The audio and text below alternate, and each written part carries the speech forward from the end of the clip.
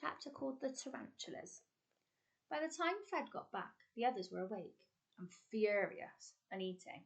It's difficult to look angry and chew at the same time, so they put down their bananas to glare at him. "Where were you?" asked Lila. "We thought he might have been cutting off your fingers," said Coyne. Fred explained about the trap, about the statues, and proffered the berries as a peace offering. By the time they'd finished spitting out the berries, and Max had finished miming being sick on Fred's shoes, Coyne and Lila had stopped glaring quite so ferociously. Lila offered him 3/4 of a banana. "We found them over there. There's a tree behind that cluster of stones where the earth shows through.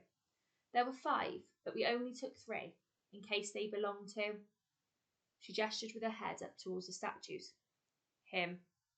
The banana was a little green, but Fred preferred them that way. He ate as slowly as he could, but it was difficult. Bananas were very rare at home. It tasted of comfort. A light thumping echoed across the city square. It was the explorer stomping down the centre of the citadel, heading in their direction. They began frantically tidying themselves. Coyne raking her hair with her fingers, Lila straightening back his fur, Max licked his forearms like a cat. At that point, several things happened at once. The explorer came closer.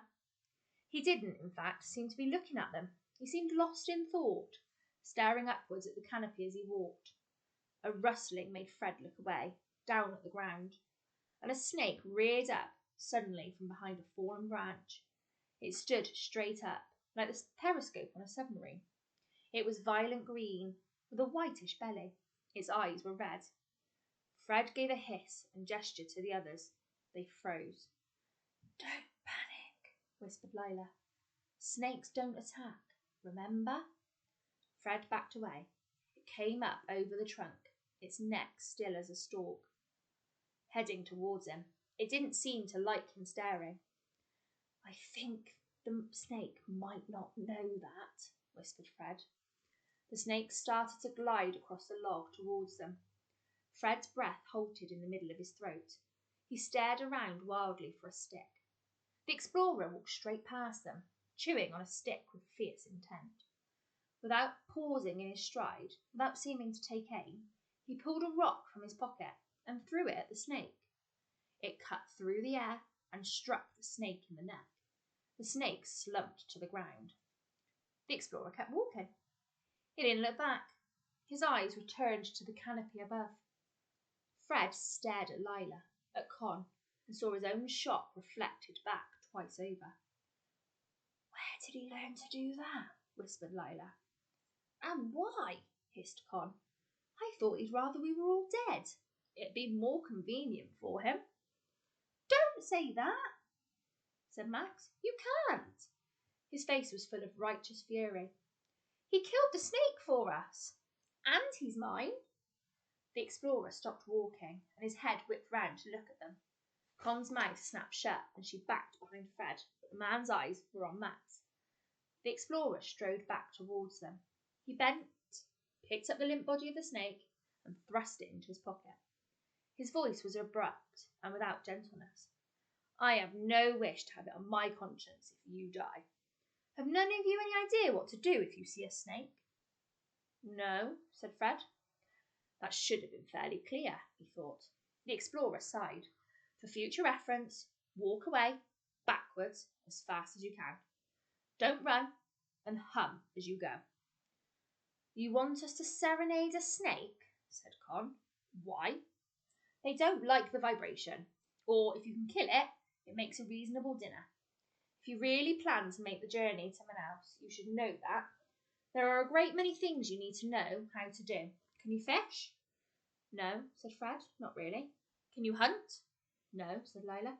"Can you set traps?" "Any of you, except Fred, who should now know." "No," said Coyne. "Why would we be able to do that?" "I live with a great aunt. She doesn't trap anything except dust and mice, but she doesn't eat them." Lila grinned at her, her wonky tooth shining conspiratorially. "I see." The explorer drew in breath, a heave of air that seemed to cement a decision. "Right then, come with me."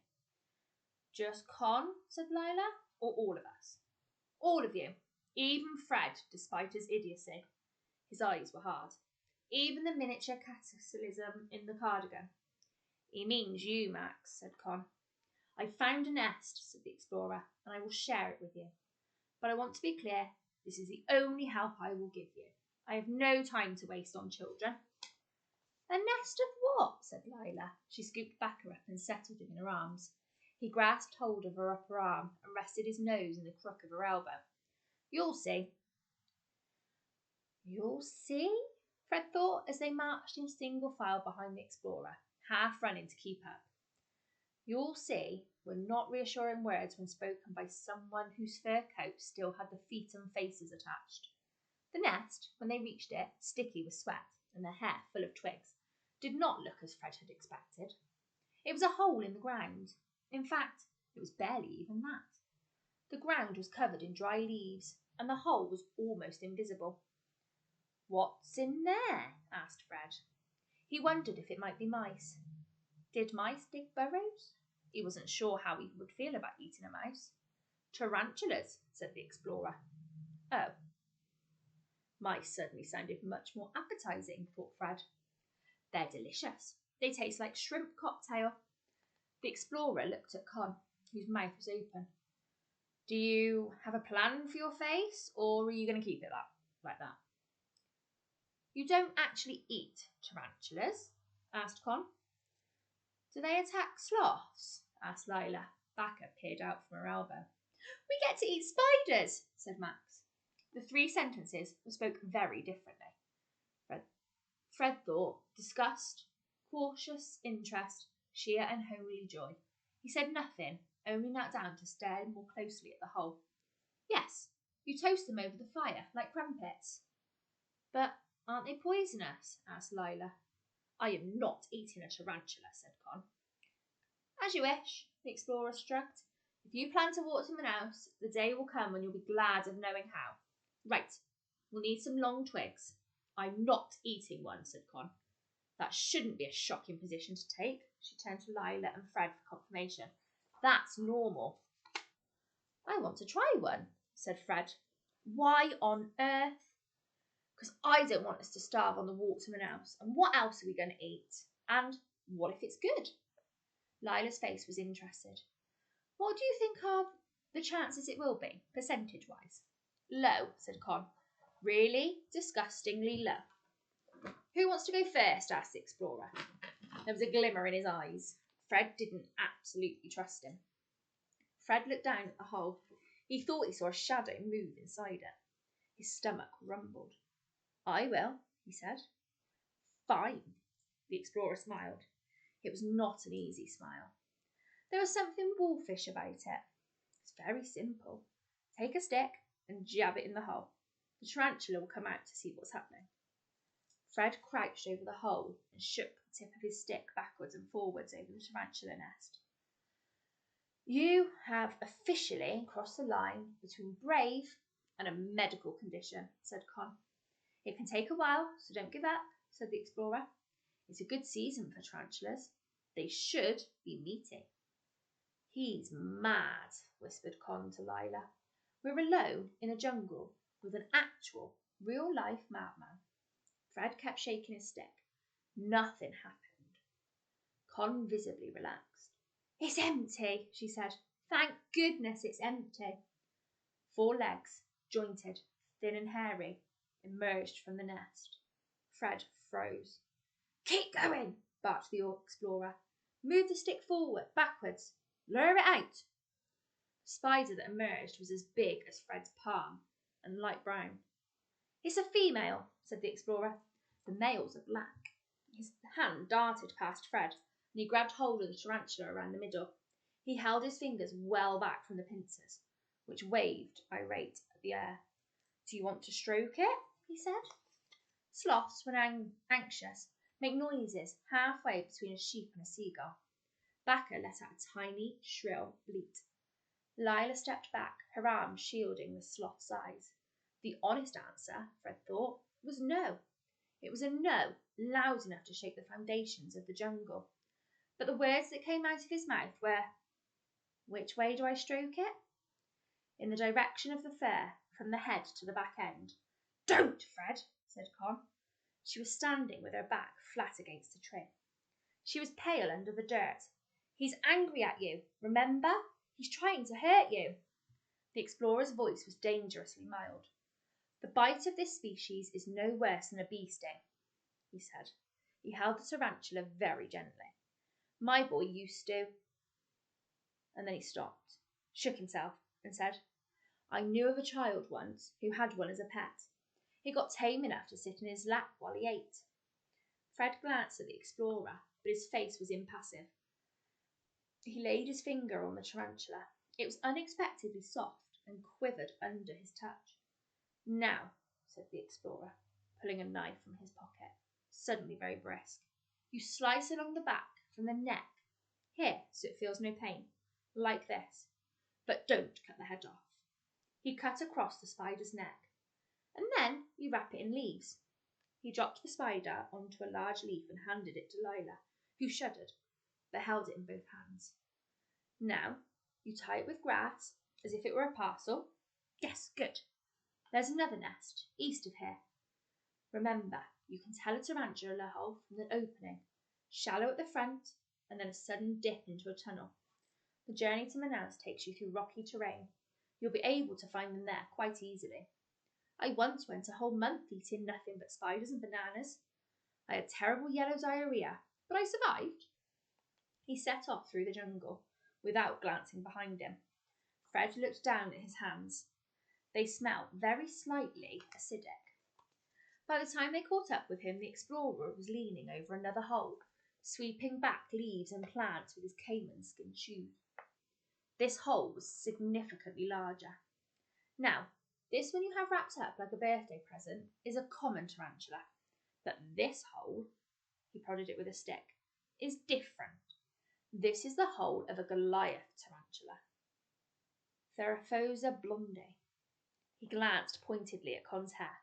"The Goliath tarantula has hairs on its rump, which it sheds if it feels threatened.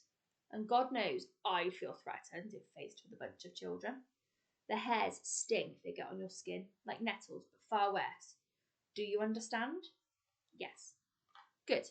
Never mix up your tarantulas if you're planning to stroke them." It seemed sensible advice, Fred thought, if useful, only in very rare circumstances. "Are they the ones they call bird-eaters?" asked Lila. "Exactly," said the explorer, looking down at her with something like approval. "Although they rarely eat birds, mostly toads and worms, and the occasional rat." They didn't need to tempt out the Goliath tarantula as Fred leant forward to peer into the hole. The front legs emerged. He stepped backwards fast. Four legs more followed, and a great round body covered in thick hair. Con retched. Max squealed with delight. Lila stepped in front of her brother, pushing him back behind her. She clutched Bacca more tightly. The spider was as big as Max's face. It moved slowly towards Max's ankles. As calmly as if he were tying a shoelace, the explorer reached down, pressed the spider to the ground with a stick, and gathered up the legs in his fingers. "Hand me some leaves, one of you, and watch your feet, there'll be more." By late afternoon, they had 6 tarantulas. They took them home to their fire, and Lila laid them neatly in a row. "Good. Now you toast them on sticks until all their hair burns off," said the explorer. "They'll start giving off a squeaking noise. It's the hot air escaping from the space between the leg joints. That's a sign they're done. You can eat all of it, including the face." "The face?" said Con weakly.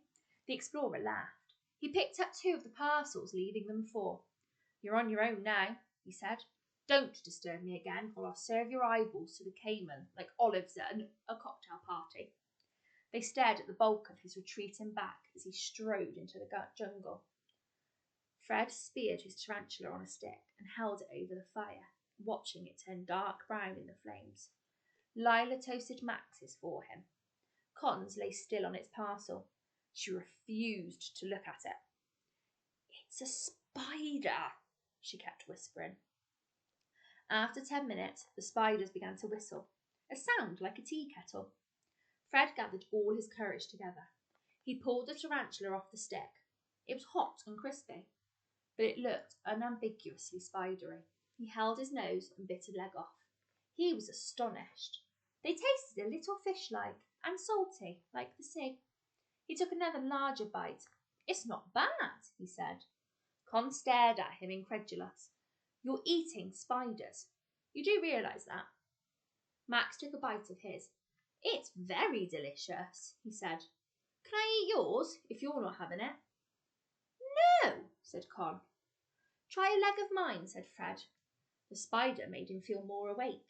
He could imagine the journey home, really imagine it, for the first time, walking by day and eating spiders and whatever fruit they could find each night.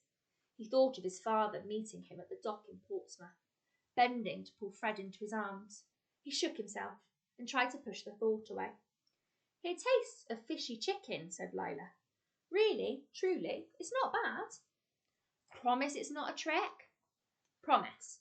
Try mine." Fred burnt his. Lila held out a spider leg. Very gingerly, Con took the leg from Lila. She sniffed it. "It doesn't smell of anything, just the fire," she said suspiciously. She closed her eyes and bit the tip off the foot. Her eyes opened in surprise. "It's not terrible," she said. "It tastes almost like food." "I love them." Max spoke with half a spider leg hanging out of his mouth. "They should sell them at the pantomime, with the ice creams."